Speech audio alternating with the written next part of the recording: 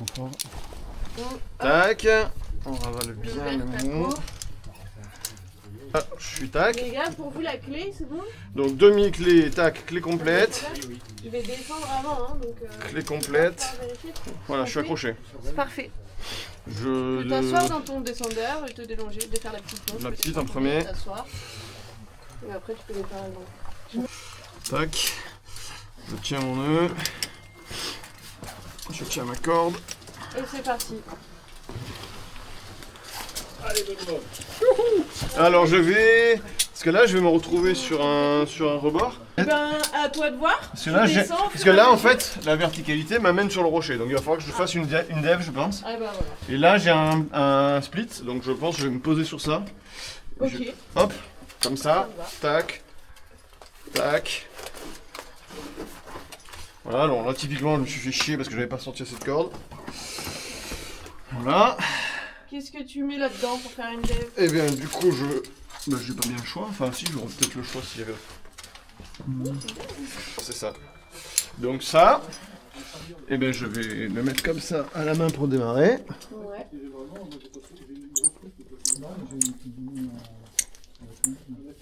Voilà. Un petit coup de clé. Un petit coup de clé. C'est bien de dire tout ce que tu fais au fur et à mesure. Ouais. Ça me permet de capter ce qui se passe dans ta tête. Tac. Voilà, ah, ça n'a pas mordu. Un bout de corde pour jouer entre eux. Hop, voilà. Donc c'est serré, mais pas de trop. Je remets ça. Là, je vais pouvoir libérer. Je fais 2 nœuds de vache. Ouais. De queue de vache. Voilà. Donc, je fais mon nœud dans un sens, mon nœud dans l'autre. C'est des bouclettes, ouais. Et... Enfin, oui, pardon. Et hop. Et... Tac, putain. Voilà, ça y est, j'ai fait un cabestan. Très bien. On va par là. Tac. Hop. Clac. Parfait. Voilà. Hop, je repars.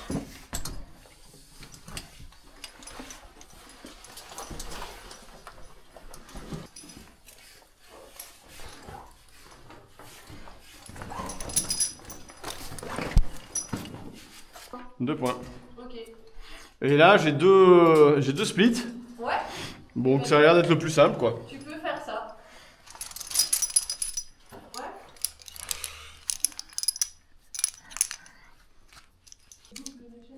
Là, et il est hyper dur à défaire.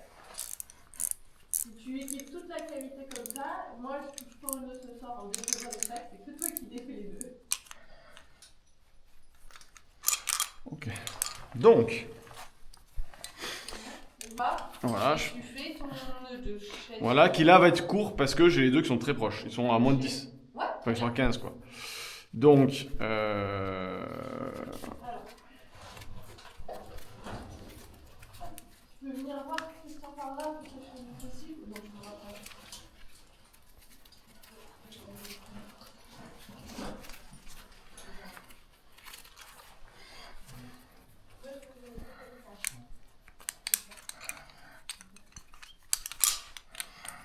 je visse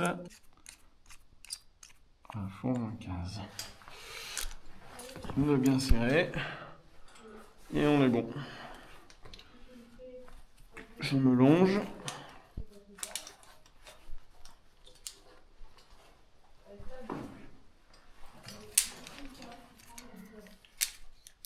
Dans les deux. Un et deux.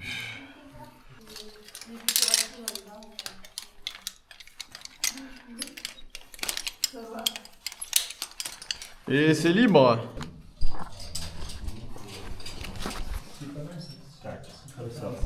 Ok, donc là tu maintenant. Alors en me sécurisant d'abord là-dessus avec ma longe Ouais. courte, je vais venir sur ma poignée chaussée, Ouais. ici sur la suite, Ouais. pour aller jusqu'au bout. Ouais. Ok. Putain. Ouais. Ok, bon ben je commence à partir. Donc là, je vise là-bas. Alors, Et... regarde. Alors, effectivement, ça va. avant de partir, anticipe un petit peu tes trucs. Voilà, moi je vois ça là. Ah, ça me plaît, ouais. Je l'ai vu de cash. Ça me plaît. Qu'est-ce que tu vois d'autre? Ben, parce que là, ça va me permettre de faire une sorte de dev, j'imagine.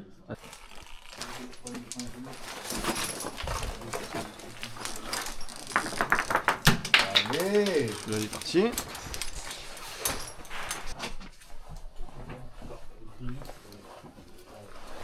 Ok.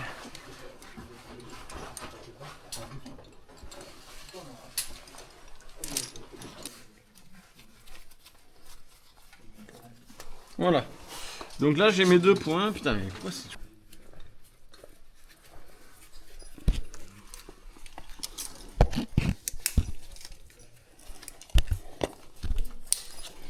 Voilà pour mon petit nœud que je vais serrer. Et qui galère à serrer à cause de le gras. Voilà. J'ai un truc sous mon pied là. J'ai un AN.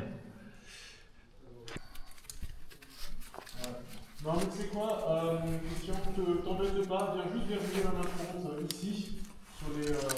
Hop, oui.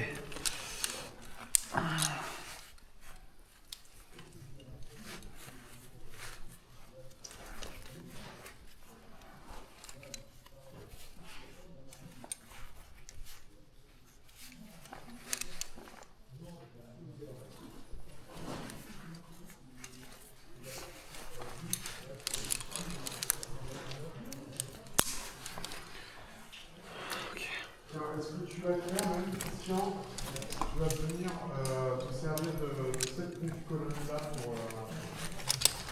Allez, j'ai fait un grand, un petit. Je ferme.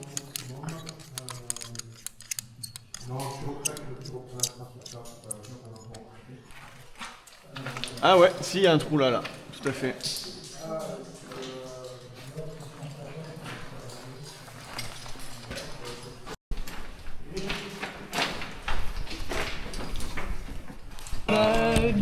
Anniversaire, joyeux anniversaire, Benoît. Joyeux anniversaire. Allez. Putain, ton anniversaire au fond d'une grotte. Tiens, trop bien quoi. Le meilleur de tous. Incroyable.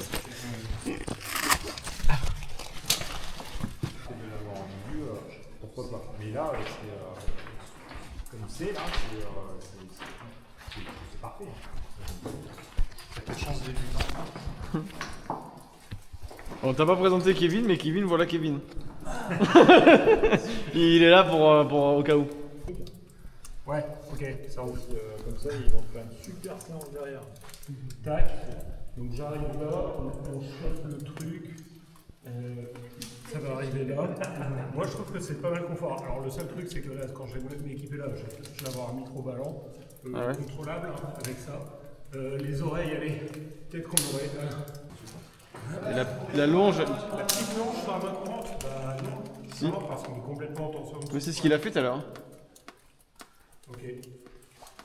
Et comme ça, comme c'est la longe qui prend la tension. Et tu as le temps d'enlever ta poignée, me semble.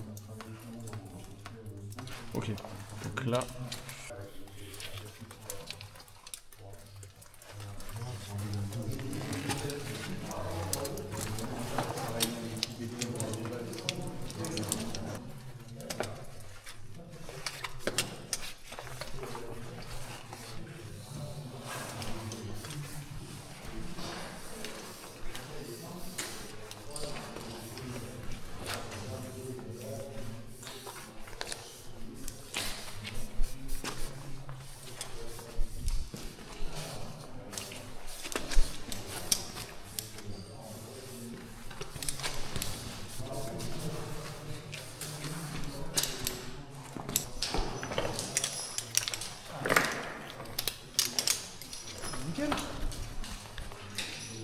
Maman.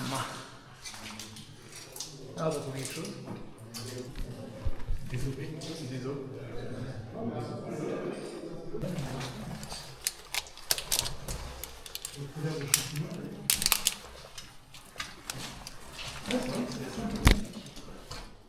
Ah oui, ça gratouille.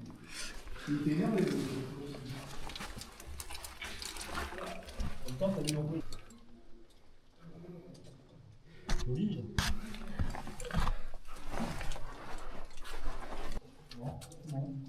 Ok.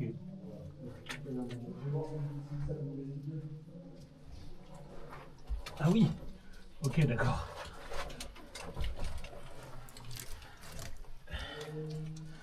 Vas-y Christian, il y a la place. Le sol là, on est sur un dépôt d'argile.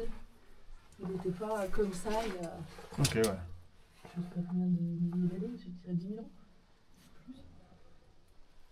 Des ours qui étaient à peu près deux fois la taille des ours qu'on a dans les Pyrénées actuellement. Et c'était des ours qui hivernaient. J'ai passé tout l'hiver à Conf dans les grottes. Et en Ardèche, on avait des coups. C'était à peu près, à l'époque, on était sur du 35 000 ans à peu près. Ah oui, c'est pas 10 000. C'est assez vieux, hein. Si vous voulez, il y a eu une grande glaciation à l'époque justement Chauvet, Cosquer, etc. C'est pour ça que les hommes préhistoriques se sont mis dans des coins un peu plus bas. Mais il y a eu des grandes glaciations et ces grandes glaciations ont fait que les ours des cavernes ont pu trouver à manger et n'arrivaient plus à faire comme ils devaient avoir ce cycle d'hivernage. Et ben en fait, ils se retrouvaient à s'épuiser et à passer tout l'hiver dans les cavités, mais sauf qu'ils n'avaient pas assez mangé. Et parce que la glace était en train de pousser un peu de partout et descendait dans la vallée du Rhône et compagnie. Et donc ça a été la dernière grande glaciation qu'il y a eu, et c'était à peu près il y a 25 000 ans. Donc il a disparu à peu près sur cette période-là. Ok. Je ne sais plus les dates exactes, parce que je ne suis pas un professionnel des ours des cavernes. Mais en tout cas, ouais, c'est une espèce qui a complètement disparu. Et elle avait pour particularité d'être frugivore. Elle ne fait pas du tout de viande.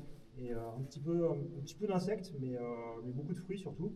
Et donc il lui fallait des grandes floraisons et une grande fructification pour pouvoir manger. Et donc quand il y a eu des grands froids comme ça, avec des saisons beaucoup plus courtes, elle a pu se nourrir. Donc c'est pour ça que cette espèce a disparu, alors que d'autres espèces d'oursidés qui avaient une alimentation plutôt à base de viande ont pu, elles, persister. Ok. Donc elle a disparu. Mais elle était énorme, hein. Quand elle se mettait debout sur ses deux pattes, c'était 3,50 m de haut. On m'a dit la taille de la patte, c'est à peu près la taille d'une raquette de tennis. Nickel. Plus la main, hein, c'est un plantigrade, donc on voit bien tous les petits coussinets, les doigts. Et les griffes au bout. Et de ce qu'on en a parlé aussi avec Steph, là, nous on avait l'impression que c'était un peu de la griffade de « je suis coincée, laissez-moi sortir ». Pas du tout, il disait c'est vraiment une façon de aiguiser les griffes. Enfin, pas d'aiguiser, d'émousser les griffes. Les ongles qui poussent trop vite, quoi. Voilà. Comme les chats. Et ossements, dont crâne, on a quelques cavités où on retrouve encore du crâne d'ours des cavernes, même si quasiment tout a été pillé. Bien sûr. Et les crânes sont très impressionnants, ils sont immenses. Voilà, vous avez appris des trucs? Ouais, et c'est quoi ces petits trucs là? Ça, c'est de la moisissure. C'est tout? C'est un petit champignon. Mais il y a une forme. Non, c'est un moustique. C'est un moustique. C'est un moustique sur lequel il y a de la moisissure. Ah merde! C'est un moustique en décomposition. Ouais. Ah, trop bien! Bon, désolé, je m'émerveille d'un rien. Mais depuis tout à l'heure, je joue avec, c'est un moustique, mec, merde. Tu reconnais la forme? Ah oui, ok, d'accord. Ouais, effectivement.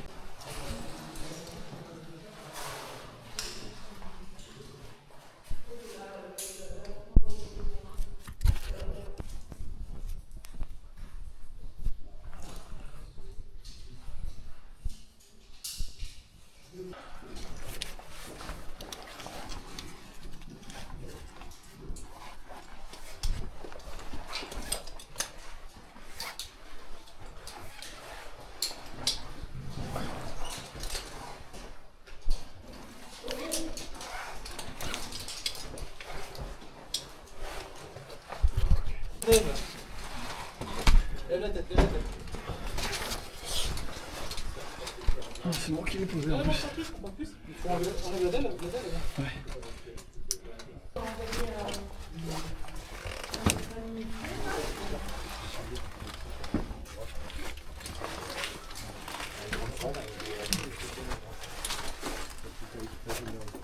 On a poussé ça proprement. Première, c'est pas revenu.